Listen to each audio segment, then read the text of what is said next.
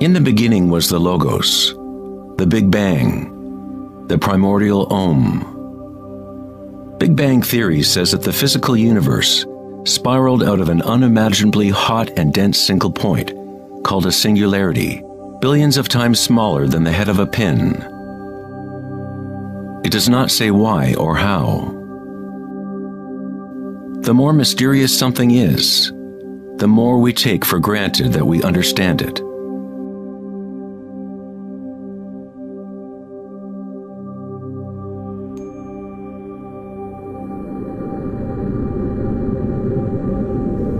It was thought that eventually gravity would either slow the expansion or contract the universe in a big crunch.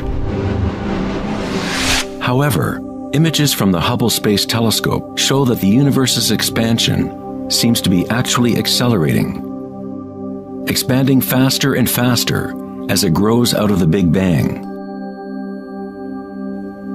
Somehow, there is more mass in the universe than physics predicted. To account for the missing mass, physicists now say that the universe consists of only 4% atomic matter, or what we consider normal matter. 23% of the universe is dark matter, and 73% is dark energy, what we previously thought of as empty space. It is like an invisible nervous system that runs throughout the universe, connecting all things.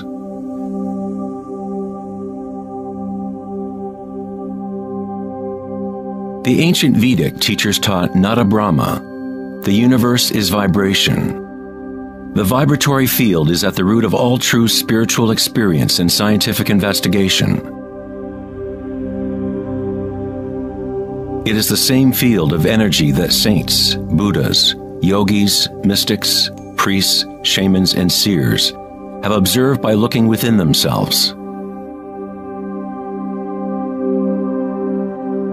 It has been called Akasha, the primordial Om, Indra's net of jewels, the music of the spheres, and 1,000 other names throughout history.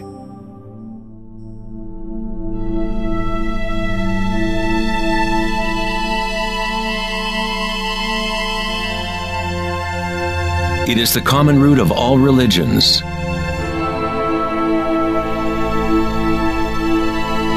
And the link between our inner worlds and our outer worlds.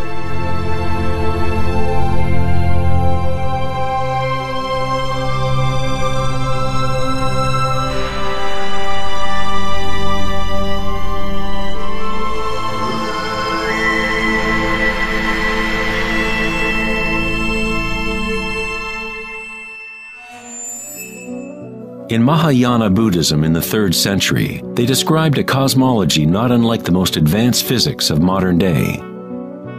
Indra's net of jewels is a metaphor used to describe a much older Vedic teaching, which illustrates the way the fabric of the universe is woven together. Indra, the king of the gods, gave birth to the sun and moves the winds and the waters. Imagine a spider web that extends into all dimensions. The web is made up of dewdrops, and every drop contains the reflection of all the other water drops.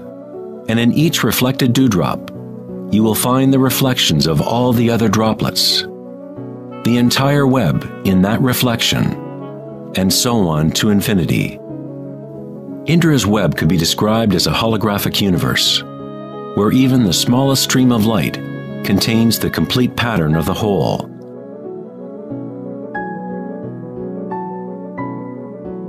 The Serbian-American scientist Nikola Tesla is sometimes referred to as the man who invented the 20th century. Tesla was responsible for discovering alternating current electricity and many other creations that are now part of everyday life. Because of his interest in the ancient Vedic traditions, Tesla was in a unique position to understand science through both an Eastern and Western model. Like all great scientists, Tesla looked deeply into the mysteries of the outer world, but he also looked deeply within himself. Like the ancient yogis, Tesla used the term Akasha to describe the etheric field that extends throughout all things. Tesla studied with Swami Vivekananda, a yogi who brought the ancient teachings of India to the West. In the Vedic teachings, Akasha is space itself, the space that the other elements fill, which exists simultaneously with vibration. The two are inseparable. Akasha is yin to prana's yang.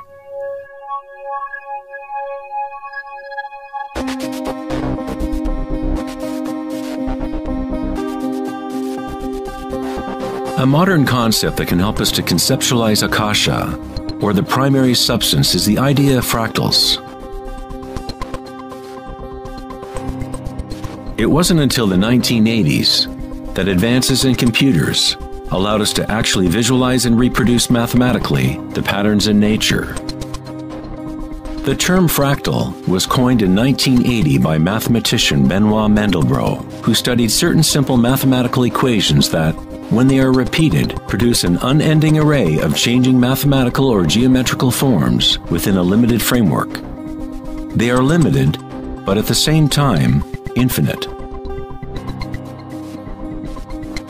A fractal is a rough geometric shape that can be split into parts, each of which is at least approximately a reduced size copy of the whole pattern, a property called self-similarity.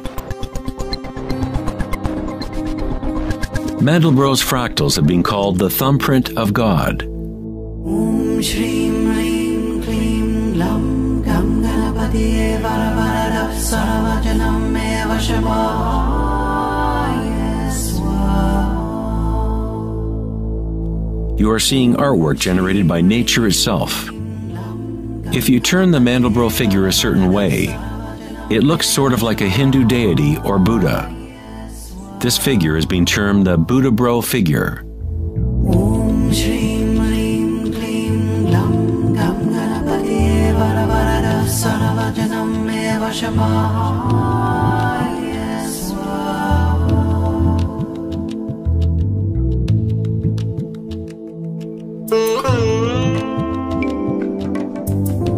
If you look at some forms of ancient art and architecture, you will see that humans have long associated beauty and the sacred with fractal patterns.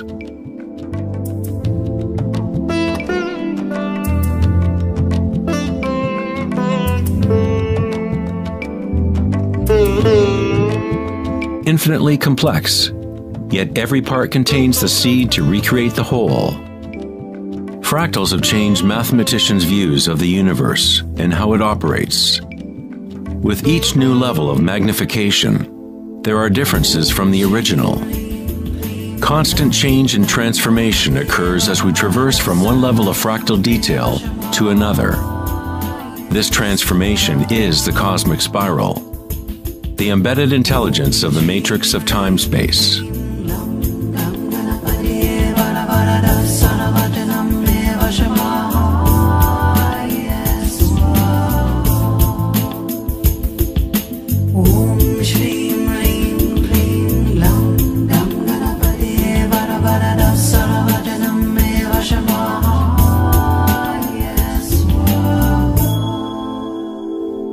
Fractals are inherently chaotic, full of noise and order. When our minds recognize or define a pattern, we focus on it, as if it is a thing. We try to find the patterns we see as beautiful, but in order to hold the pattern in our minds, we must push away the rest of the fractal.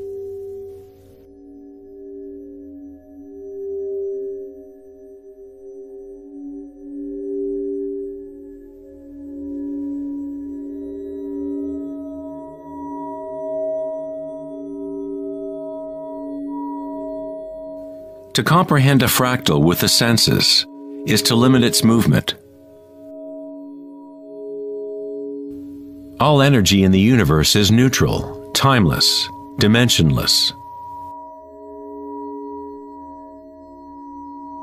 Our own creativity and capacity for pattern recognition is the link between the microcosm and macrocosm, the timeless world of waves and the solid world of things. Observation is an act of creation through limitations inherent in thinking. We are creating the illusion of solidity, of things by labeling, by naming. The philosopher Kierkegaard said, "If you name me, you negate me." By giving me a name, a label, you negate all of the other things I could possibly be. You lock the particle into being a thing by pinning it down, naming it. But at the same time, you are creating it, defining it to exist. Creativity is our highest nature.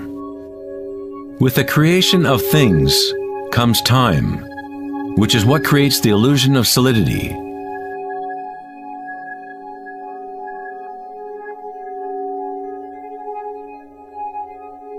Einstein was the first scientist to realize that what we think of as empty space is not nothing. It has properties. And intrinsic to the nature of space is nearly unfathomable amounts of energy. The renowned physicist Richard Feynman once said, "There is enough energy in a single cubic meter of space to boil all the oceans in the world." Advanced meditators know that in the stillness lies the greatest power. The Buddha had yet another term for the primary substance, what he termed kalapas, which are like tiny particles or wavelets that are arising and passing away trillions of times per second.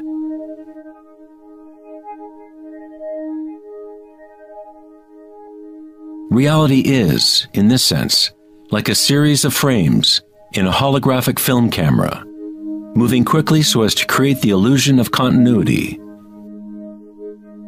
When consciousness becomes perfectly still, the illusion is understood, because it is consciousness itself that drives the illusion.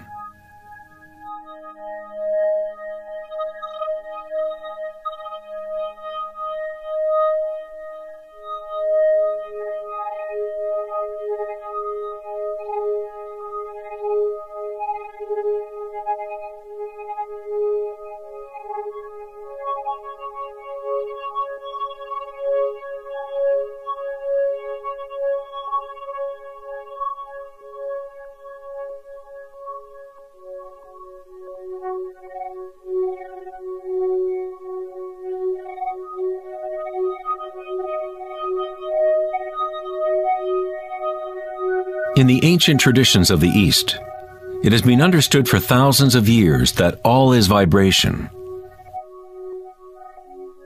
Nada Brahma, the universe is sound. The word nada means sound or vibration, and Brahma is the name for God. Brahma simultaneously is the universe and is the creator. The artist and the art are inseparable. In the Upanishads, one of the oldest human records from ancient India, it is said, Brahma the creator, sitting on a lotus, opens his eyes, and a world comes into being. Brahma closes his eyes, and a world goes out of being. Ancient mystics, yogis, and seers have maintained that there is a field at the root level of consciousness. The Akashic field, or the Akashic records, where all information, all experience, past, present, and future, exists now and always. It is this field or matrix from which all things arise, from subatomic particles to galaxies, stars, planets, and all life.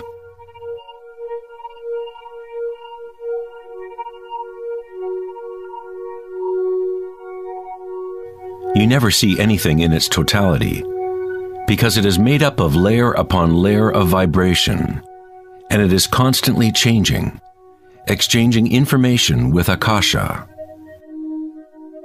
A tree is drinking in the sun, the air, the rain, the earth. a world of energy moves in and out of this thing we call a tree. When the thinking mind is still, then you see reality as it is, all aspects together. The tree and the sky and the earth, the rain and the stars are not separate. Life and death, self and other, are not separate, just as the mountain and the valley are inseparable. In the Native American and other indigenous traditions, it is said that everything has spirit, which is simply another way of saying everything is connected to the one vibratory source. There is one consciousness, one field, one force that moves through all. This field is not happening around you, it is happening through you, and happening as you. You are the you in universe. You are the eyes through which creation sees itself. When you wake from a dream, you realize that everything in the dream was you. You were creating it. So-called real life is no different. Everyone, everything is you. The one consciousness looking out of every eye. Under every rock.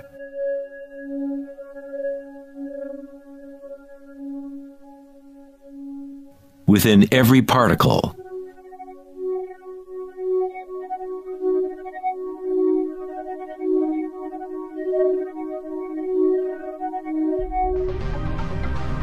International researchers at CERN, the European Laboratory for Particle Physics, are searching for this field that extends throughout all things. But instead of looking within, they look to the outer physical world.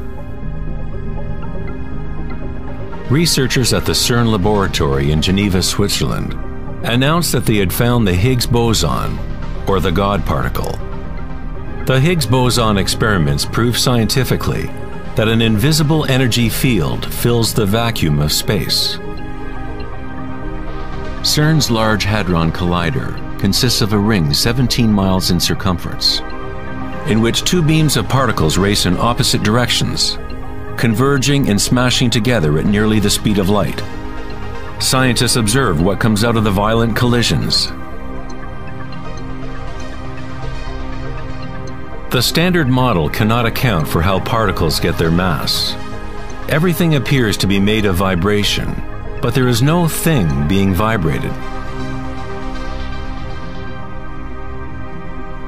It is as if there has been an invisible dancer, a shadow, dancing hidden in the ballet of the universe. All the other dancers have always danced around this hidden dancer. We have observed the choreography of the dance, but until now we could not see that dancer.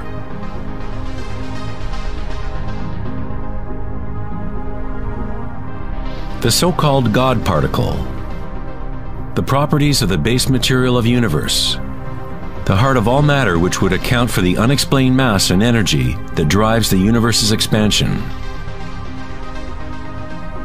But far from explaining the nature of the universe, the discovery of the Higgs boson simply presents an even greater mystery, revealing a universe that is more mysterious than we ever imagined.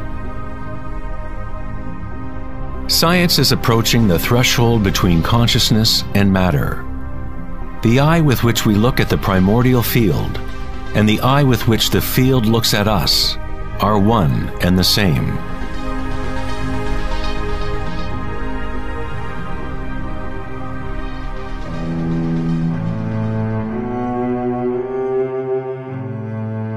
The German writer and luminary Wolfgang von Goethe said, "The wave is the primordial phenomenon which gave rise to the world." Cymatics is the study of visible sound. The word cymatics comes from the Greek root cyma, which means wave or vibration.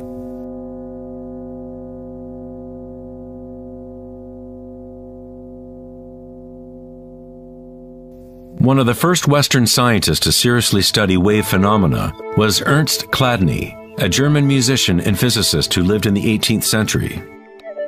Chladni discovered that when he spread sand on metal plates and then vibrated the plates with a violin bow, the sand arranged itself into patterns. Different geometrical forms appeared depending on the vibration produced.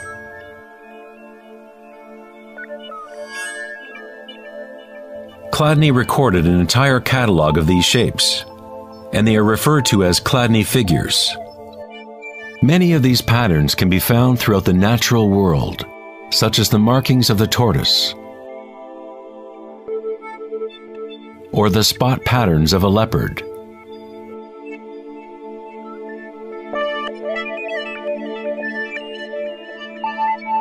Studying Chladni patterns or cymatic patterns is one secret way in which high-end guitar, violin, and other instrument makers determine the sound qualities of the instruments they make.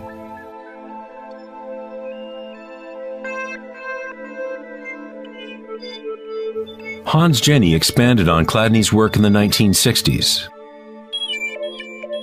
Using various fluids and electronic amplification to generate sound frequencies, and coined the term cymatics.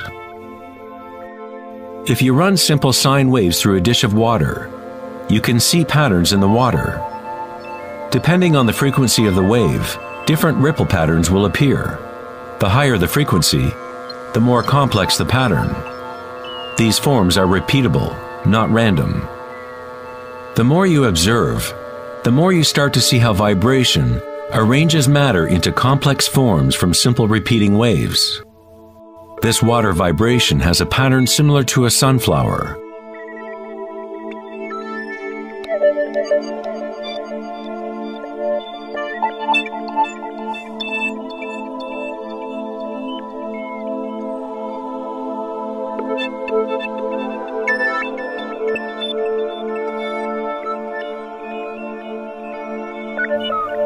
Simply by changing the sound frequency, we get a different pattern.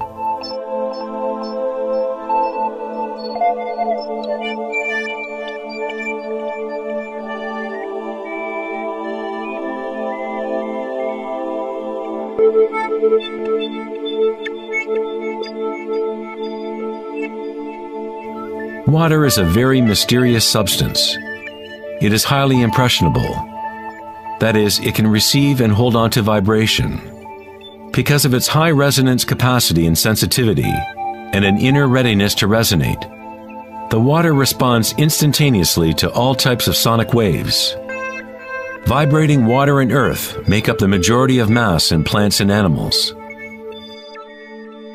It is easy to observe how simple vibrations in water can create recognizable natural patterns. But as we add solids and increase the amplitude, things get even more interesting. Adding cornstarch to water, we get more complex phenomena.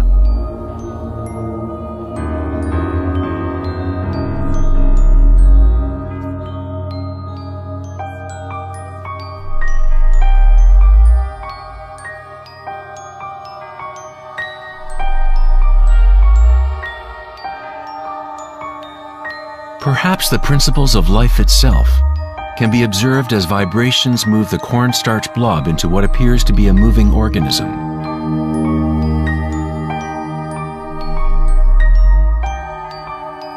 The animating principle of the universe is described in every major religion, using words that reflect the understanding of that time in history. In the language of the Incas, the largest empire in pre-Columbian America, the word for human body is Alpa Kamasca, which means literally, animated earth. In Kabbalah, or Jewish mysticism, they talk about the divine name of God, the name that cannot be spoken. It cannot be spoken because it is a vibration that is everywhere. It is all words, all matter. Everything is the sacred word. The tetrahedron is the simplest shape that can exist in 3 dimensions. Something must have at least 4 points to have physical reality. The triangle structure is nature's only self-stabilizing pattern. In the Old Testament, the word tetragrammaton was often used to represent a certain manifestation of God. It was used when talking about the Word of God, or the special name of God, Logos or primordial Word.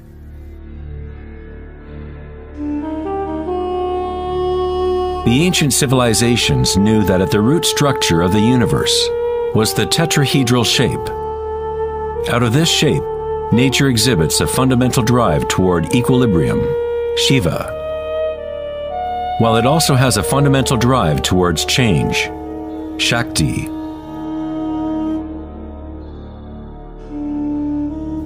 In the Bible, the Gospel of John usually reads, "In the beginning was the Word," but in the original text, the term used was logos.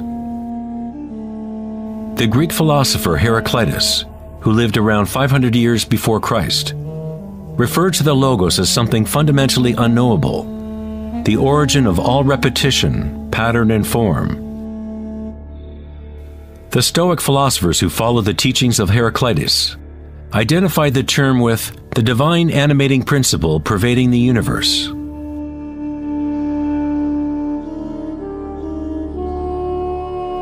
In Sufism, the Logos is everywhere and in all things. It is that out of which the unmanifest becomes manifest.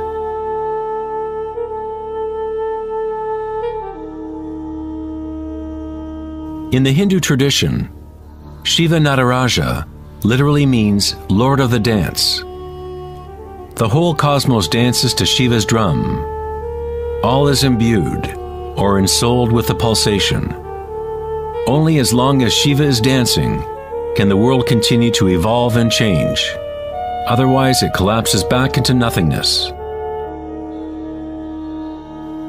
While Shiva is representative of our witnessing consciousness, Shakti is the substance or stuff of the world. While Shiva lies in meditation, Shakti tries to move him, to bring him into the dance.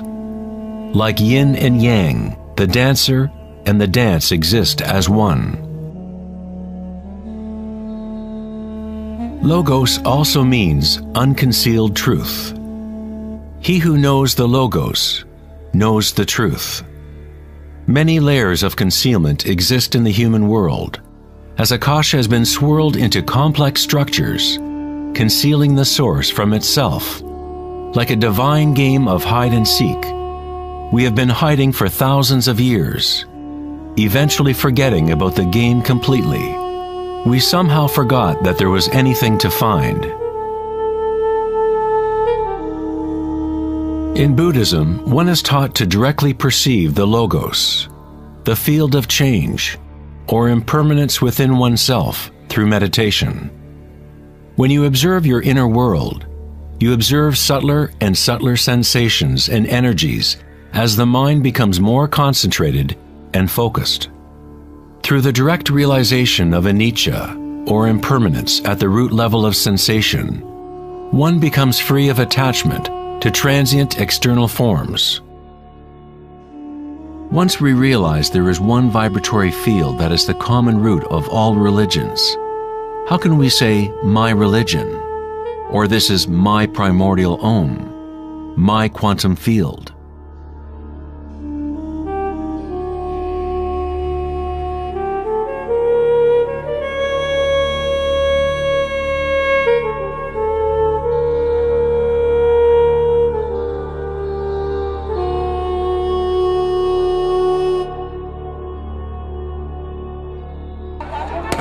The true crisis in our world is not social, political, or economic. Our crisis is a crisis of consciousness, an inability to directly experience our true nature, an inability to recognize this nature in everyone and in all things.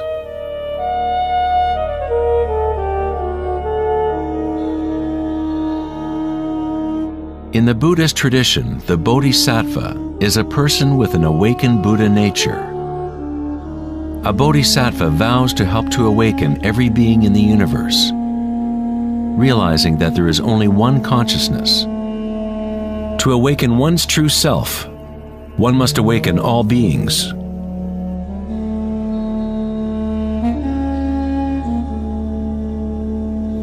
There are innumerable sentient beings in the universe. I vow to help them all to awaken.